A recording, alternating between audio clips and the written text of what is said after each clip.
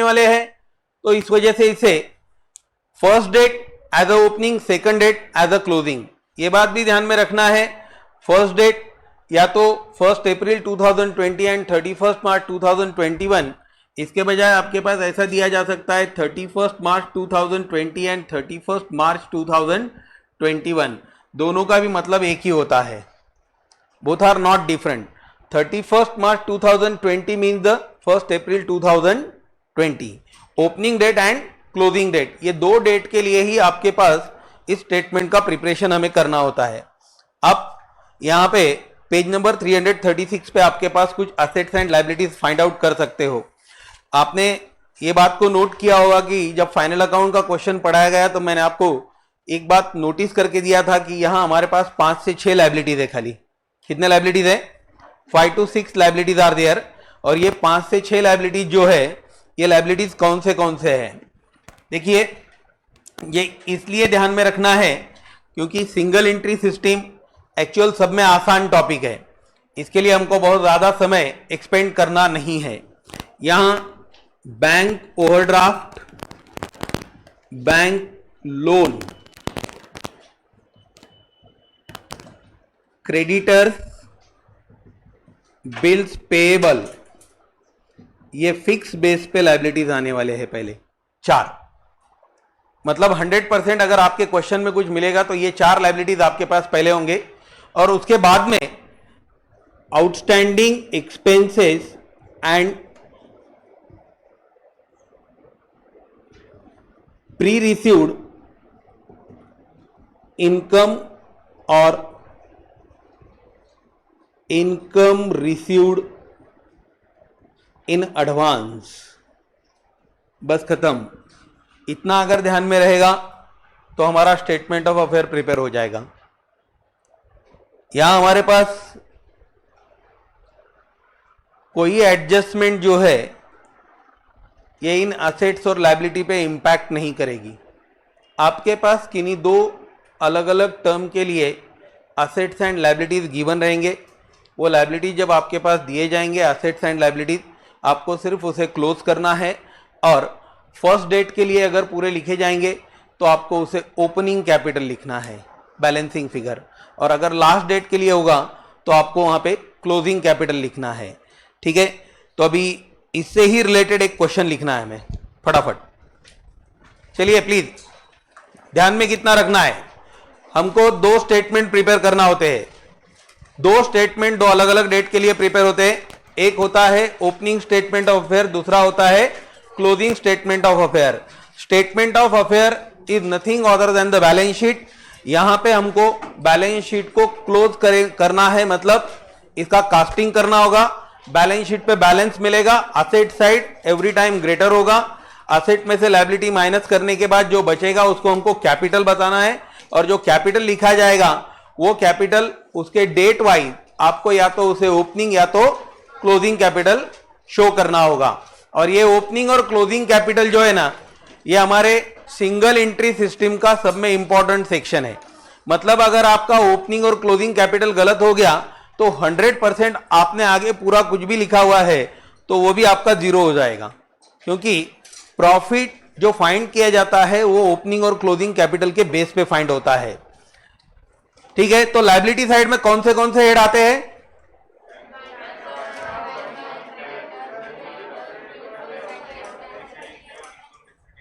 Bank overdraft, bank loan, creditors, bills payable, outstanding expenses और income received in advance. Assets तो आपके पास कोई भी आ सकते हैं। यस, बस इतना ही ध्यान में रखना है कि ये सभी साथ में नहीं आएंगे, इसमें से कुछ आपको बार बार दिए जाएंगे या कुछ छूट जाएंगे। Okay, from the following information, question लिखना है। From the following information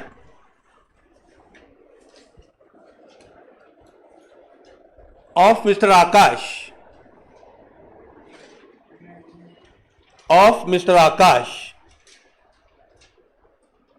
compute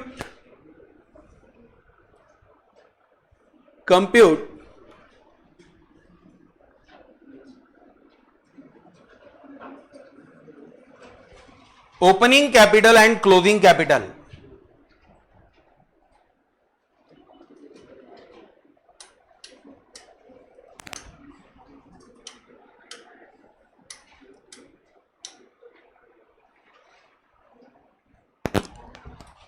तीन कॉलम्स प्रिपेयर करना है, आपके सामने है। ये तीनों कॉलम्स में फर्स्ट कॉलम को कुछ भी लिखना नहीं है। 1 अप्रैल 2019 एंड 31 मार्च 2020, ये दो अलग अलग डेट के लिए आपके पास इंफॉर्मेशन होगी। ये कंपैरेटिव इंफॉर्मेशन कैसी होगी, तो किन्हीं दो डेट के समय आपके पास असेट्स और लायबिलिटीज गिवन होंगे, उसके हिसाब से ही आपको ओपनिंग और क्लोजिंग कैपिटल फाइंड आउट करना है।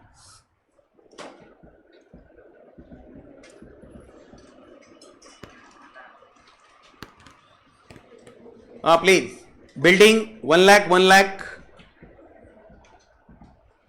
Machine 60,000 50,000, furniture 20,000 30,000,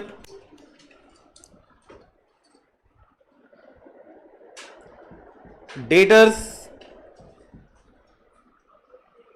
10,000 15,000,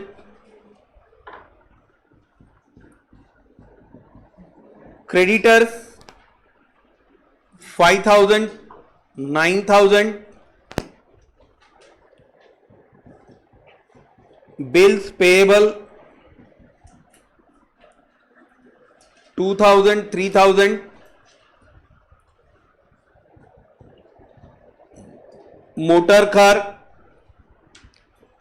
4,000 6,000,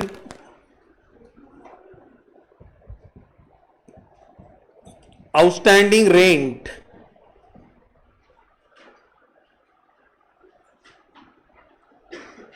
3,000 8,000। बस ये फॉर्मेट और स्ट्रक्चर हम आपके सामने इसलिए रख रहे हैं क्योंकि इस फॉर्मेट और स्ट्रक्चर के हिसाब से हमें ओपनिंग स्टेटमेंट और क्लोजिंग स्टेटमेंट कैसे प्रिपेयर करना ये ध्यान में रखना है। यस, मीन्स इसका प्रिपरेशन हमने इस वजह से नहीं किया है कि हमको कुछ लिखना है, ये आपके आउट ऑफ बुक क्वेश्चन है। ये सिर्फ अंडरस्टैंडिंग के लिए है कि ओपनिंग स्टेटमेंट और क्लोजिंग स्टेटमेंट कैसे प्रिपेयर किया जा सकता है।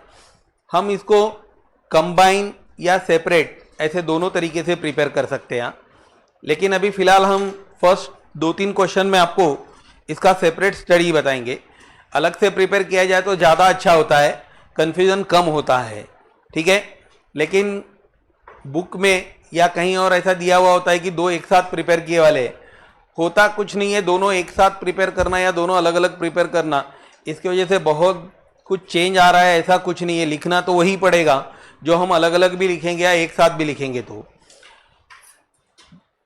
Building 1 lakh 1 lakh, machine 60,000 50,000, furniture 20,000 30,000, debtors 10,000 15,000, creditors 5,000 9,000, bills payable 2,000 3,000, motor car 4,000 6,000, outstanding rent 3,000 and 8,000 rupees. Listen, अब सब में पहले आपको क्या करना चाहिए, तो ये जो आपके पास लिस्ट है, इस लिस्ट में से आइडेंटिफाइड करना है लायबिलिटीज को। क्या आइडेंटिफाइड करना है? हमारा लिखना आसान होता है और कुछ नहीं है। बिल्डिंग, मशीन, फर्नीचर, डेटर्स, क्या है ये?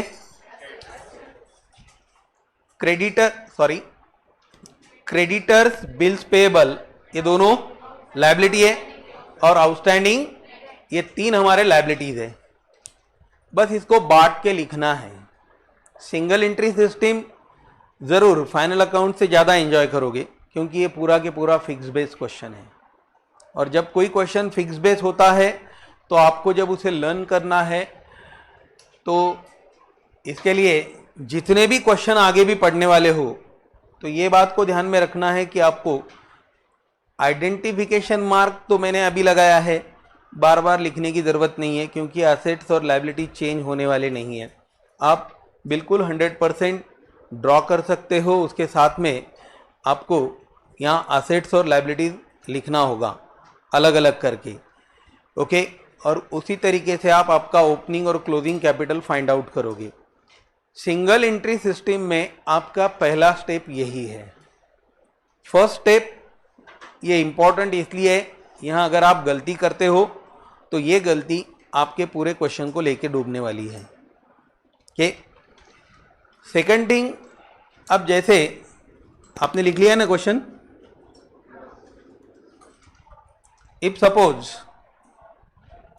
मैं यहाँ आउटस्टैंडिंग रेंट लिखता हूँ, लेकिन मैंने 1 अप्रैल को अभी क्या किया है, यहाँ पे ब्लैंक है, डैश है, और 31 मार्च को क्या लिखा है, तो इसका मतलब क्या है, 1 अप्रैल के लिस्ट में आउटस्टैंडिंग एक्सपेंसेस नहीं है। इसको कहाँ इंक्लूड किया जाएगा, 31 मार्च में। मतलब हार्ड एंड फास्ट बहुत कुछ सोचने की जरूरत नहीं होगी। चलेगा, हो गया ये कंप्लीट। चलिए इसका सॉल्यूशन देखना है हमें। ये पहले 2 स्टेटमेंट्स हमको यहां प्रिपेयर करना है।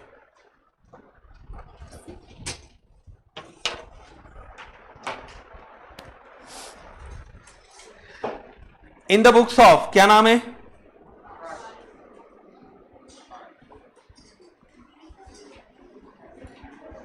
In the books of Aakash, Aakash ना,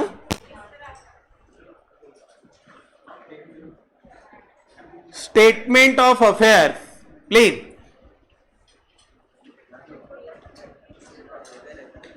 एज ऑन 1 अप्रैल 2019, 1 अप्रैल 2019। चलिए ध्यान दीजिए, किसी भी हेड से रिलेटेड यहां कोई एडजस्टमेंट आपके पास नहीं होगा। ओके, क्योंकि effect of adjustment separate treatment के लिए होता है, इसका किसी भी तरीके से इंपैक्ट हमें बैलेंस शीट में शो करने की जरूरत नहीं है। ओके,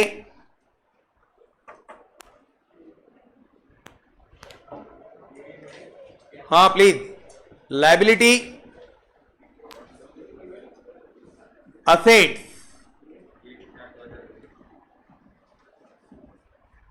मैक्सिमम 5 to 6 लाइन्स, 5 से 6 लाइन में प्रिपेयर होगा। बहुत मेजर या लार्ज क्वेश्चन नहीं होता है।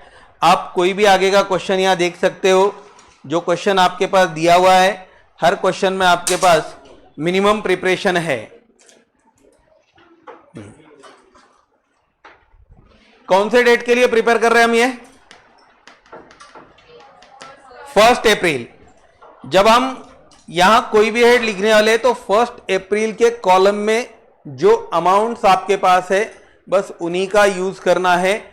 31 मार्च का कोई रिलेशन यहां पे या कोई अमाउंट हमको यहां लिखना नहीं है। पहला हेड क्या दिया हुआ है, बिल्डिंग है, बिल्डिंग असेट है, बिल्डिंग असेट है, अमाउंट 1 लाख है। उसके बाद क्या है, मशीन, अमाउंट कितना है, 60,000। वैल्यूएशन कम हो रहा है, ज्यादा हो रहा है, इसके लिए भी सोचने वाली बात नहीं है। वाई कम क्यों हुआ है, ज्यादा क्यों हो रहा है, ये दोनों चीजें मायने नहीं रखती है अभी। ठीक है, नेक्स्ट फर्नीचर कितना है, 20,000। डेटर्स 10,000। क्रेडिटर्स, ये हमारा लायबिलिटी है, क्रेडिटर्स 5,000। उसके बाद बिल्स, पेएबल भी लायबिलिटी है तो उसे लायबिलिटी साइड में लिखा जाएगा, 2,000। नेक्स्ट, फिर से मोटर कार हमारा असेट है, कितना अमाउंट, 4,000। और फाइनली आउटस्टैंडिंग रेंट, कितना है आउटस्टैंडिंग रेंट, चलिए प्लीज। 1 अप्रैल के सभी हेड्स कंप्लीट हो गए, यहां तक कोई प्रॉब्लम है इसमें? एक्चुअली सिंगल एंट्री सिस्टम में ओपनिंग स्टेटमेंट और क्लोजिंग स्टेटमेंट प्रिपेयर करने के लिए हमारे पास कोई प्रॉब्लम होना ही नहीं चाहिए, क्योंकि ऑलवेज जो दिया हुआ है वही देख के एज इट इज आपको कॉपी करना है, लिखना है। आप कितना भी अच्छे से लिखिए तो भी उसको इसी ढंग से लिखना होगा। नाउ जैसा कैश बुक क्लोज करने के लिए हमारे पास एक फिक्स टर्म क्या थी, cash book always close from debit side because cash book shows the debit balance. उसी तरीके से स्टेटमेंट ऑफ अफेयर को क्लोज करते समय एक बात को ध्यान में रखना है कि स्टेटमेंट ऑफ अफेयर्स जो क्लोज होगा यह आपका असेट साइड से क्लोज होगा। कहाँ से क्लोज होगा? असेट साइड से क्लोज होगा। Always asset side is greater than the liability side. आपका टोटल कितना है? 1,94,000 रुपीज। ये 1,94,000 आप लायबिलिटी में ट्रांसफर कर लोगे। ध्यान दीजिए प्लीज, इस 194 में से 5,000, 2,000 एंड 3,000 आपको माइनस करना है और जो रिमेनिंग होगा उसे लिखोगे कैपिटल, या ऐसा लिखिए opening capital. Opening capital bracket में लिखना है बैलेंसिंग फिगर। 194 में से माइनस करना है रिमेनिंग 1 लाख, ये आपका ओपनिंग कैपिटल हो जाएगा। ये क्या होगा? Opening capital. बिल्कुल आज हमने जो पढ़ा है ना, जब तक ये टॉपिक चालू रहेगा टिल टू द एंड हमारे पास इस टाइप का काम हमें कंटिन्यू करना होगा। यस, कोई भी क्वेश्चन आने दो, हर क्वेश्चन में आपको यही काम करना है। First to find opening capital and closing capital. उसके लिए क्या है? From the list of assets and liabilities separation करना है असेट्स और लायबिलिटीज का। असेट को क्लोज करना है, लायबिलिटीज माइनस करना है। रिमेनिंग बैलेंस क्या होगा आपका? कैपिटल, बैलेंसिंग फिगर के हिसाब से। अगर वो ओपनिंग डेट के लिए तो ओपनिंग कैपिटल और क्लोजिंग डेट के लिए तो क्लोजिंग कैपिटल होगा। चलिए सेकंड स्टेटमेंट प्रिपेयर करना है। स्टेटमेंट ऑफ अफेयर्स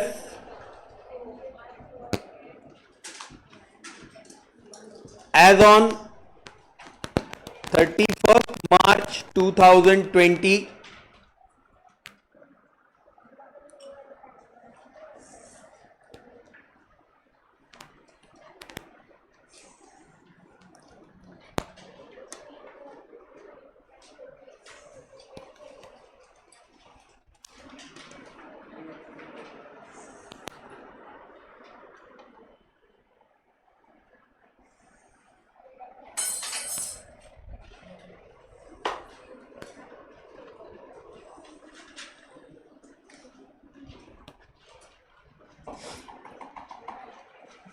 फिर से सिमिलर है।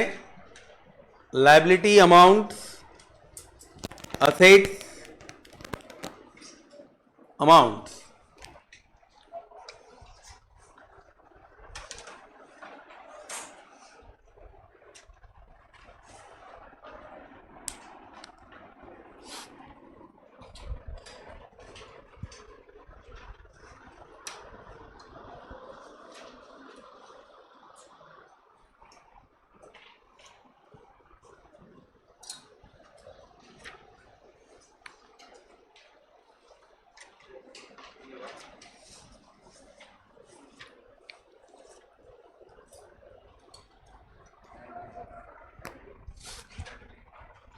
चलिए फर्स्ट हेड क्या है हमारा?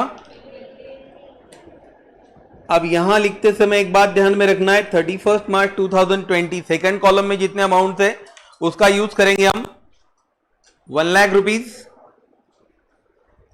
उसके बाद मशीन कितना है? 50,000, 50,000 रुपीज। फर्नीचर 30,000।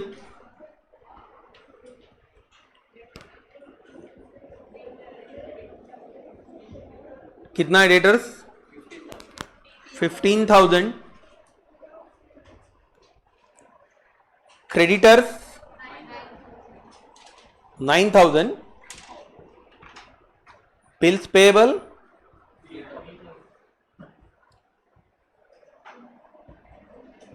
3,000।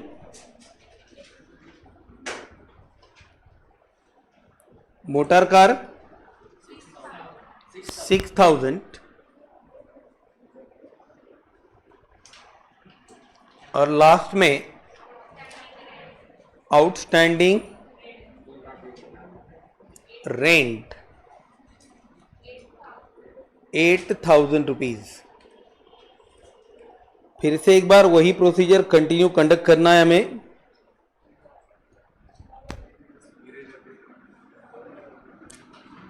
असेट क्लोज कीजिए। कितना है?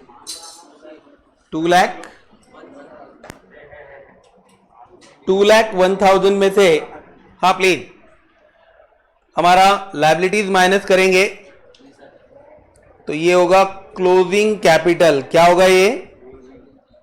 क्लोजिंग कैपिटल बैलेंसिंग फिगर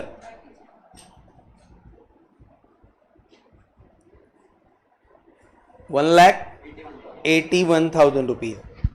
जरूरी नहीं है कि ओपनिंग कैपिटल से क्लोजिंग कैपिटल ज्यादा हो, ये हो सकता है ओपनिंग कैपिटल से क्लोजिंग कैपिटल कम होगा या ओपनिंग कैपिटल क्लोजिंग कैपिटल से ज्यादा भी आ सकता है। दोनों कैपिटल जो है इसमें कोई ना कोई डिफरेंस जरूर होगा। सिंगल एंट्री सिस्टम में कंपटीशन करते समय आपके पास यहाँ ओपनिंग और क्लोजिंग कैपिटल जो है इसका इंपॉर्टेंस सब में ज़्यादा है। आप किसी भी क्वेश्चन को अगर टैली करोगे तो आपको ये ज़रूर फाइंड हो जाएगा कि यहाँ पे हर क्वेश्चन में आपको ओपनिंग और क्लोजिंग कैपिटल फाइंड आउट करना है। बस सभी क्वेश्चंस में आपके पास यहाँ कंबाइन मैनर में उसे शो किया गया है। हम कंबाइन या सेपरेट प्रिपरेशन कर सकते हैं। कंबाइन इसलिए नहीं क्योंकि एक जगह सभी आने की वजह से कैलकुलेशन हमारे लिए थोड़ा सा टिपिकल हो सकता है, तो हमने इसे सेपरेट प्रिपेयर करना चाहिए। ओके, चलिए हो गया कंप्लीट। ये अंडरस्टैंड हुआ? आपको हर क्वेश्चन में यही काम करना है। देखिए पेज नंबर 341, पेज नंबर 341, अर्जुन, हाँ please. Cash, debtor, stock, plant and machinery, creditors and bills payable, कितने टोटल हेड दिया? ले 5 से 6 हेड्स आपके पास है, जिसमें क्रेडिटर्स और बिल्स पेबल बस 2 ही लायबिलिटीज है। वो भी क्रेडिटर्स फर्स्ट डेट को दिया हुआ नहीं है और क्लोजिंग डेट को आपके पास क्रेडिटर्स और बिल्स पेबल दोनों भी प्रेजेंट किए वाले हैं। ठीक है, चेक कर सकते हो, यहां पे भी ओपनिंग एंड क्लोजिंग कैपिटल है। नेक्स्ट क्वेश्चन 342 पे भी चेक किया जाए तो सिमिलर है, लिस्ट बड़ा है। Cash at bank, debtor, stock in trade, furniture, machine, bills payable liability, creditors liability, bank loan liability. Check कीजिए नेक्स्ट पेज पे 343 पे कंबाइन में आपको दिया गया है लायबिलिटी में बिल्स पेबल, क्रेडिटर्स और बैंक लोन है। यस, लिखना जो वैल्यूज गिवन है उसी को ट्रांसफर करना है। यहां कुछ एडिशनल वर्क आपके पास नहीं है, चलेगा? प्लीज ध्यान दीजिए इधर। अभी इसके लिए कोई एडिशनल प्रैक्टिस क्वेश्चन देता नहीं हुआ, क्योंकि मुझे नहीं लगता है कि इसके लिए बहुत कुछ हमने क्वेश्चन प्रिपेयर करना चाहिए। सिर्फ आपको असेट्स और लायबिलिटी अलग करके लिखना है जो आपके पास गिवन होगा। No change in a price, सिर्फ असेट साइड में और लायबिलिटी साइड में लिखने के बाद आपको यहाँ असेट्स में से लायबिलिटीज माइनस करना है और रिमेनिंग बैलेंस जो होगा वो आपके लिए कैपिटल शो करेगा। फर्स्ट डेट के लिए अगर कैपिटल है तो वो ओपनिंग कैपिटल होगा और लास्ट डेट के लिए अगर कैपिटल है तो वो क्लोजिंग कैपिटल होगा। देखिए स्टेटमेंट ऑफ अफेयर्स प्रिपेयर होने के बाद, ओपनिंग और क्लोजिंग कैपिटल फाइंड आउट होने के बाद हमको यहां पे स्टेटमेंट ऑफ प्रॉफिट और लॉस प्रिपेयर करना होता है। एक्चुअली क्या है, single entry system not uses any proper rule, किसी रूल का यहां पे यूज किया नहीं जाता है और सिंगल एंट्री सिस्टम में रियल अकाउंट और नॉमिनल अकाउंट को कोई प्लेस दिया नहीं जाता है। No proper positional terms are given for the nominal और द रियल कंसेप्ट।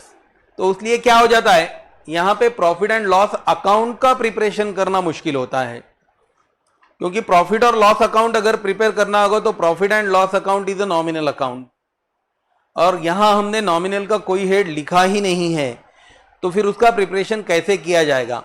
और अगर हम उसे प्रिपेयर नहीं करते तो प्रॉफिट को कैसा फाइंड आउट किया जाएगा? तो इसलिए हमारे पास यहां पे क्या है, profit and loss statement prepare करना होता है।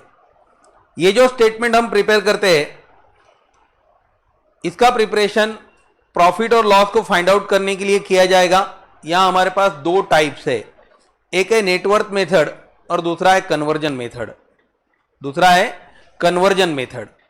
Exactly under the term of the conversion method, sir method number 2 है वो आप पहले बता रहे हो, ठीक है, क्योंकि वो मेथड हमको पढ़ना ही नहीं है, इसी वजह से उसे पहले ही हम खत्म कर देंगे। कन्वर्जन मेथड जो होता है, इसमें सिंगल एंट्री का क्वेश्चन डबल एंट्री में कन्वर्ट किया जाता है। सिंगल एंट्री का क्वेश्चन डबल एंट्री प्रिंसिपल में कन्वर्ट किया जाता है। वहां फिर से trading account, profit and loss account और बैलेंस शीट प्रिपेयर करके उस क्वेश्चन को कंप्लीट किया जाएगा। यह होता है कन्वर्जन मेथड, जहां transfer of single entry into the double entry, यह प्रिंसिपल का यूज किया जाएगा। लेकिन हमको जो लर्न करना है वो है प्योर सिंगल एंट्री सिस्टम। अब ये जो प्योर सिंगल एंट्री सिस्टम है ना, जिसे हम कन्वर्ट नहीं करने वाले हैं, यहां हमारे लिए नेटवर्थ सिस्टम से, नेटवर्थ मेथड से प्रॉफिट को फाइंड आउट करना होगा। अब क्या है, to ascertain the profit of a business, trading and profit and loss account are prepared, but under single entry system it is not possible because lack of adequate information. Proper है, हमने शुरुआत में ही बता दिए कि एडुकेट इंफॉर्मेशन मतलब क्या है। हमने हमारे डेफिनेशन में कल ही ये पढ़ा है कि no use of the personal and real and nominal account. हम रियल और नॉमिनल का यूज ही नहीं करने वाले, तो यहाँ प्रॉफिट एंड लॉस अकाउंट का सवाल ही नहीं आता है। नाउ इस वजह से क्या है, therefore under this system profit is ascertain by preparation of the statement of profit और लॉस। नेटवर्क सिस्टम में प्रॉफिट ढूंढने के लिए हम यहाँ पे स्टेटमेंट ऑफ प्रॉफिट और लॉस प्रिपेयर करते हैं, जिसका एक पर्टिकुलर फॉर्म हमारे सामने दिया हुआ है। ये पर्टिकुलर फॉर्मेट कैसा है, यहाँ आपको क्लोजिंग कैपिटल और the capital at the end दिया जाएगा। कैपिटल एट द एंड, ये क्लोजिंग कैपिटल, हाँ इसके भी दो फॉर्मेट हैं, एक ओपनिंग कैपिटल से भी स्टार्ट होता है, एक क्लोजिंग से भी स्टार्ट होता है, लेकिन हमारे पास क्लोजिंग से दिया हुआ है तो हमने लर्न क्लोजिंग से ही करना चाहिए। क्लोजिंग कैपिटल, इसके बाद में क्या होता है, add drawings made during the year, जो हमारे एडजस्टमेंट में गिवन होगा ड्राइंग्स ड्यूरिंग द ईयर। अगर ड्राइंग्स दिया जाएगा तो क्लोजिंग कैपिटल में ड्राइंग्स को हमें ऐड करना है, प्लस करना है, फिर वो या तो कैश में होगा या तो काइंड में होगा। इसके बाद में उसी वैल्यू में से अगर कोई एडिशनल इंफॉर्मेशन जो हमारे पास एज अ एडजस्टमेंट माइनस करने के लिए होगा, जैसे डिप्रिसिएशन, बैड डेट, आरडीडी या कोई आउटस्टैंडिंग हेड, तो ये हमको यहाँ से माइनस करना होगा। उसके बाद में इस एडजस्टेड कैपिटल में से ओपनिंग कैपिटल को अगर माइनस किया जाएगा तो आपके पास रिमेनिंग बैलेंस जो होगा वो आपका नेट प्रॉफिट या नेट लॉस हो सकता है। देखिए पेज नंबर 339, पेज नंबर 339, यहां पे आपके पास प्रॉफिट एंड लॉस का डिटेल फॉर्मेट दिया हुआ है। Statement of profit and loss का डिटेल फॉर्मेट है। पहले प्लीज जिन लोगों को आता है वो लोग ध्यान देंगे खाली, हाँ होता है ना, कुछ लोग बॉर्न ब्रिलियंट होते हैं।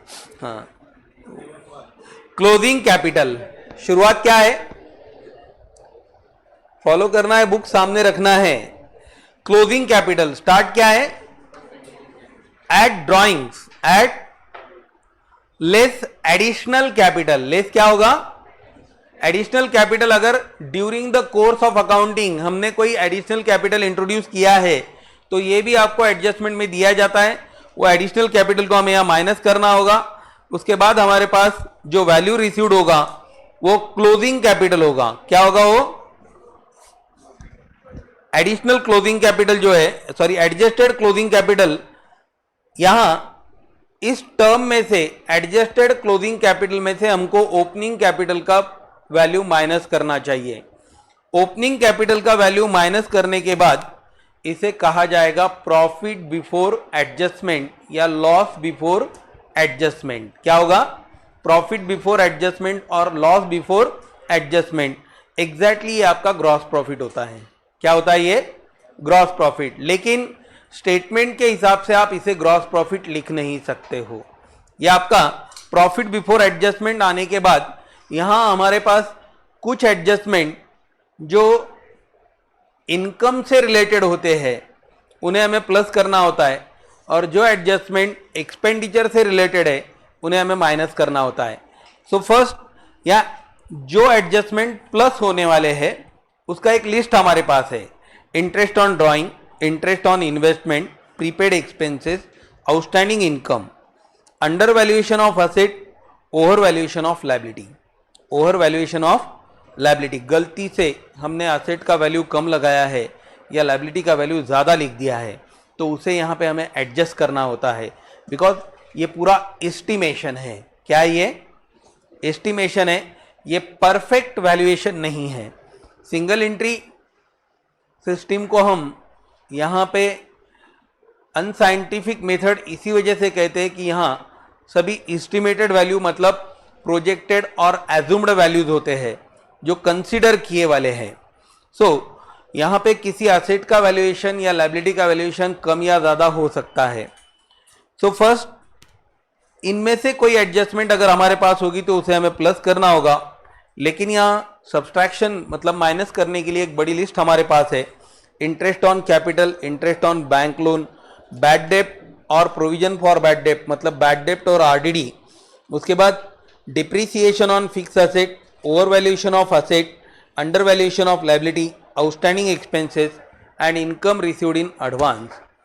देखिए, आपके पास टोटल इतना पोर्शन भी सामने दिया जाएगा ना, तो भी इसमें से सभी हेड्स आपको एक साथ लर्न नहीं करना है या सभी हेड्स एक साथ नहीं आने वाले हैं। ये स्ट्रक्चर आपके दिमाग में परफेक्ट रहना चाहिए। अब इसी के हिसाब से अगर हम अभी का क्वेश्चन अगर देखते हैं तो फिलहाल जो क्वेश्चन हमारे सामने है, अगर इसका हम स्टेटमेंट प्रिपेयर करना चाहेंगे तो ये स्टेटमेंट प्रिपेयर करते समय शुरुआत क्या है? Closing capital. क्या लिखा जाएगा? Closing capital. ये प्रिपेयर नहीं करना है। कितना है क्लोजिंग कैपिटल? 1 लाख। अब यहां पे आपके पास अदर हेड्स कुछ भी दिया हुआ नहीं है, तो लेस ओपनिंग कैपिटल। आपका ओपनिंग कैपिटल कितना है? 1,84,000 रुपीज। माइनस किया जाएगा तो -3,000। ये आपका यहां पे नेट लॉस होगा। स्टेटमेंट ऑफ प्रॉफिट इसी ढंग से प्रिपेयर किया जाता है। ठीक है, यहां ये सभी जो एडजस्टमेंट हमको दिए वाले हैं, इसमें पहला पॉइंट है हमारे पास additional capital. During the accounting year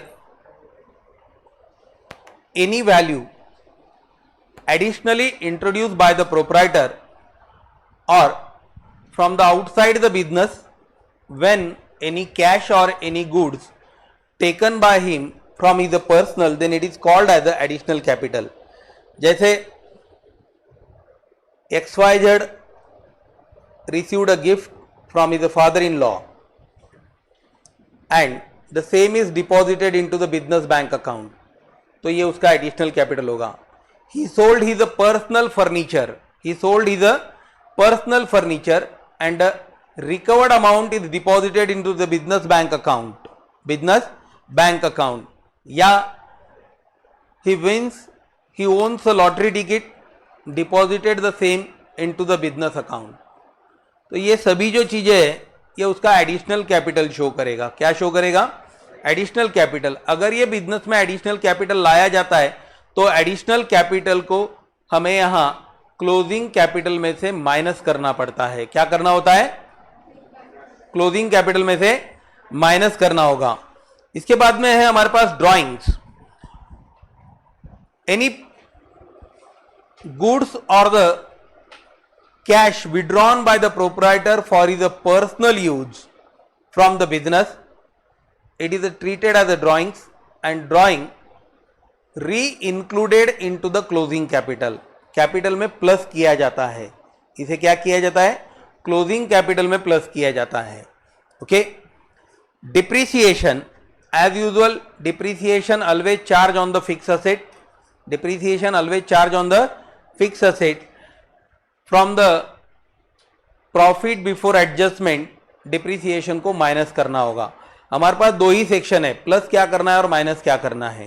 okay, तो यहां डिप्रिसिएशन का वैल्यू माइनस किया जाएगा. Bad debts which are not recovered from the debtors, value which is not recovered from the debtors, इसे भी हमें माइनस करना होगा.